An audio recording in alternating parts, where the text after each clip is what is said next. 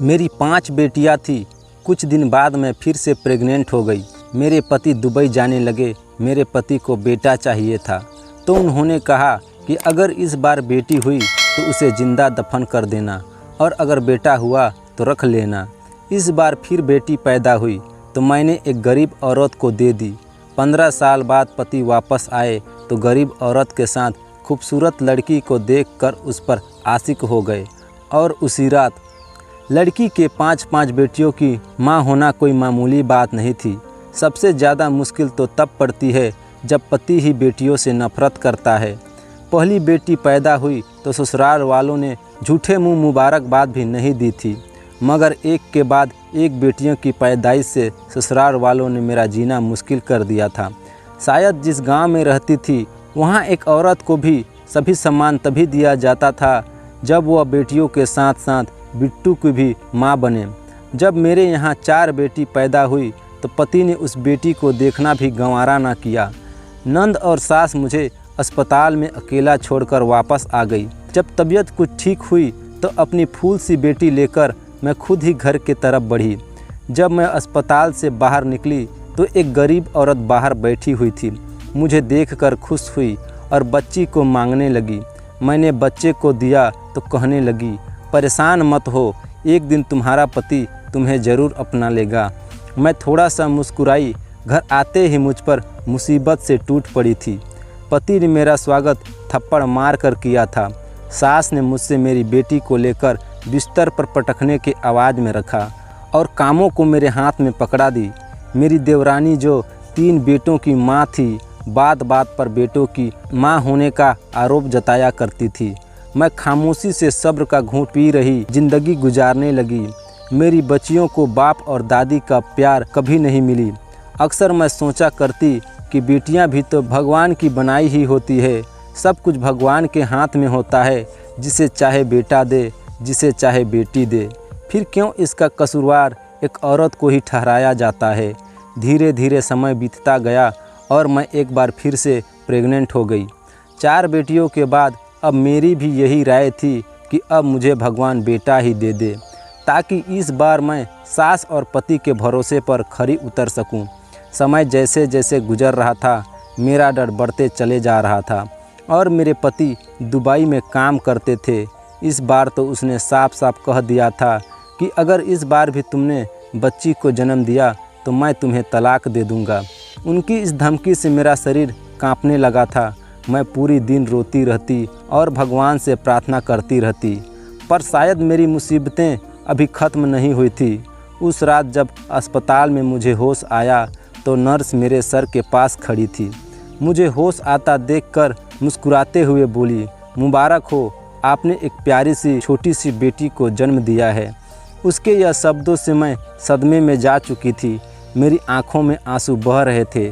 एक बार फिर मैं और मेरी बेटी एक खतरनाक पाप की सज़ा भुगतने वाले थे। मेरा दिल चाहा कि मेरी सांसें वहीं रुक जाए और मैं इस मुसीबत से बच जाऊं, पर यह मुमकिन नहीं था। वह नन्ही गुड़िया रो रही थी। मैं उसे सीने से लगाकर रो रही थी।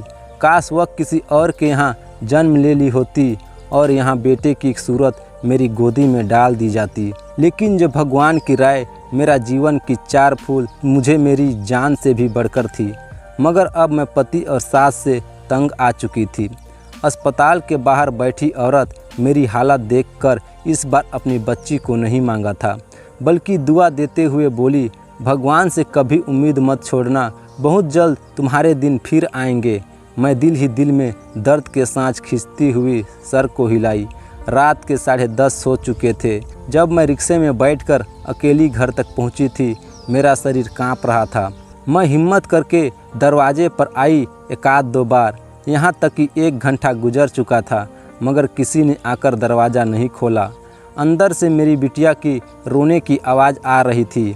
अंधेरा हो चुका था, मगर किसी ने भी दरवाज़ा देखने के लिए नहीं आए। मैं भी दरवाजे से टेक लगाए बैठी रो रही थी। आधी रात को मुझे दरवाज़ा खोलने की आवाज़ आई। मैं झट से उठकर खड़ी हो गई। दरवाज़ा मेरी बड़ी बेटी ने खोला था। मैं फ़ौरन आई और उससे लिपट कर रोने लगी। मेरे ना होने पर उन चारों ने न जाने कौन कौन से जुल्म बर्दाश्त किए होंगे। मेरा पति बेखबर सो रहा था। मैं भी खामोशी से अपनी छोटी बेटी के साथ कमरे में जाकर सो गई। कमजोरी और थकान से मैं जल्द ही गहरी नींद में सो गई।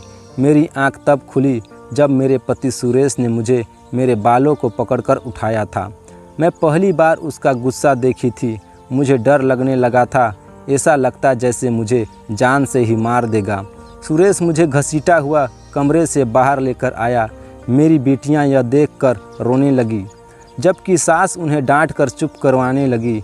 मेरा पति बोला, किसके कहने से तू इस घर में दाखिल हुई है? मेरे घर के दरवाजे अब तुम्हारे लिए बंद हो चुके हैं।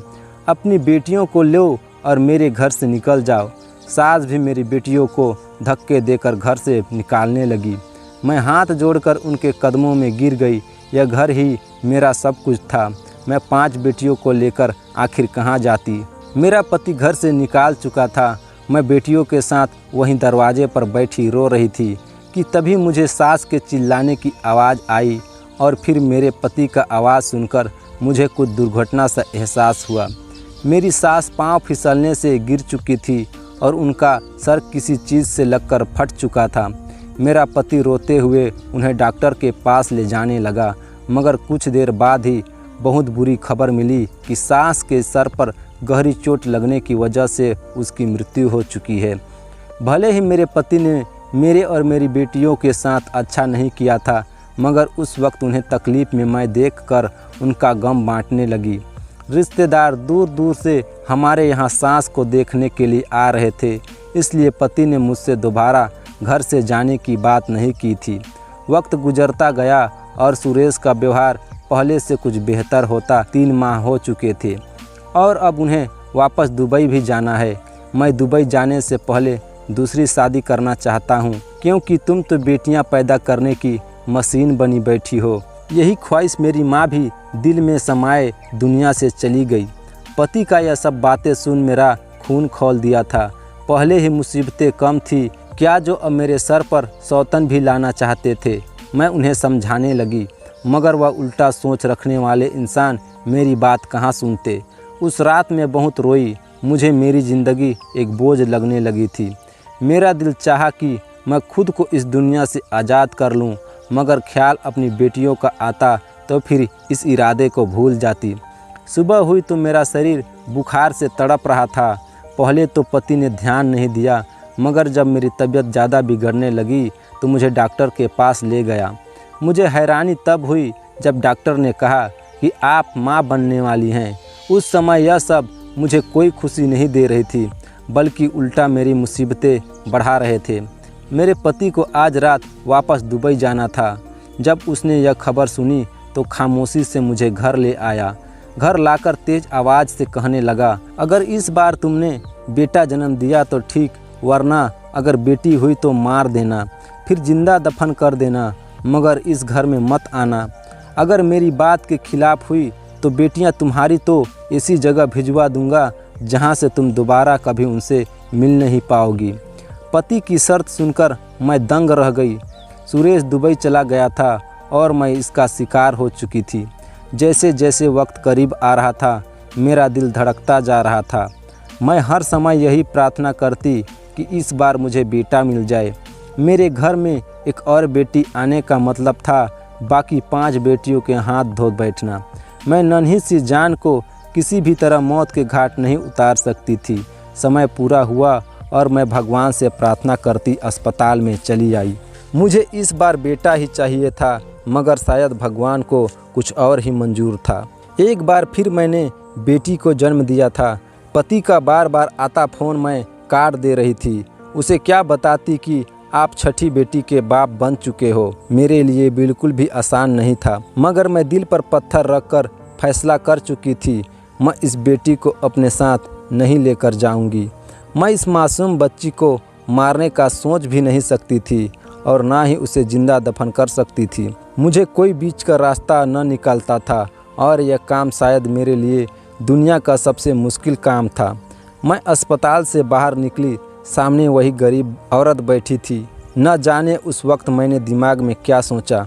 मैंने उस गरीब औरत को अपने साथ ले लिया और अस्पताल से हटकर और अस्पताल से हटकर दूसरे जगह पर चली जाए। वह औरत हैरान थी, मगर जो बात मैंने उससे कहा उसे सुनकर वह एकटक मुझे देखने लगी। कुछ देर खामोश रहने के बाद उसने हाँ में सर हिलाया और मेरी बेटी को मेरी गोद से उठा लिया। मेरा दिल उस वक्त दो हिस्सों में बँट गया था।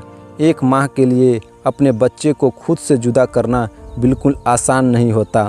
मैं दिल पर पत्थर रखकर घर की तरफ वापस आ गई। घर पहुंचते ही सुरेश का फ़ोन आया। शायद मेरे जवाब का इंतज़ार कर रहा था। मैंने डरते हुए उसे बताया कि मैंने एक बेटी को जन्म दिया है। सुरेश उसके जवाब में कुछ न बोला और कुछ देर बाद वह कॉल काट कर दिया। सुरेश को गए हुए 3 साल बीत गए। इस दौरान वह एक बार भी वापस श्रीनगर नहीं आए थे और ना ही मुझसे कभी बात करने की कोशिश की थी। हर महीने पैसे ज़रूर भिजवा दिया करते, जिससे मेरा और मेरी बच्चियों का गुजारा हो जाया करता था।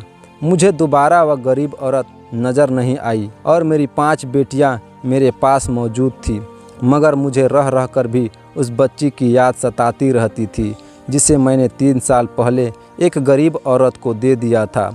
अब तो सभी लोग इस तरह की बातें करने लगे थे। कुछ का कहना था कि सुरेश दुबई में किसी दूसरी लड़की से शादी कर ली है और मेरे सभी रिश्तेदार बातें बना रहे थे कि सुरेश की दूसरी पत्नी से बेटा हुआ है। इन लोगों की बातों ने मुझे परेशान कर दिया था। मैं जब भी पति को कॉल करती तो मेरा फ़ोन काट दिया करते थे। अब तो उन्होंने पैसा भेजना भी बंद कर दिया था।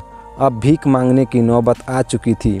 जब घर में पूरे खाने पीने की चीज़ खत्म हो गई थी तो मैंने खुद काम करने का फैसला किया।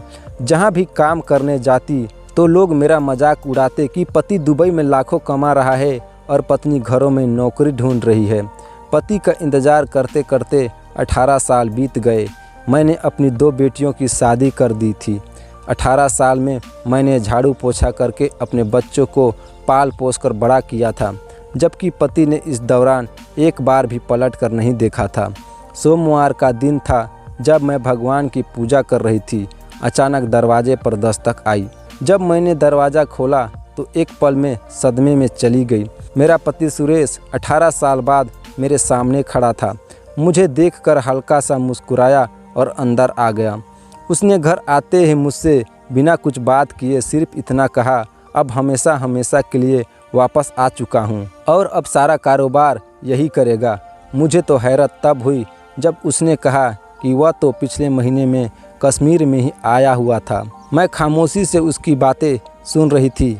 अब अपने बैग से कपड़े निकालकर फेस धोने चला गया था। 18 सालों में मुझे सुरेश के बिना जीने की आदत हो चुकी थी, मगर तकलीफ़ तो तब हुई जब उसने आकर एक बार भी अपनी बेटियों के बारे में न पूछा और न ही मुझसे यह पूछा कि 18 सालों में मैंने कैसे अपना और उनका पेट भरा। शायद यहाँ भी मुझे सब्र करना था।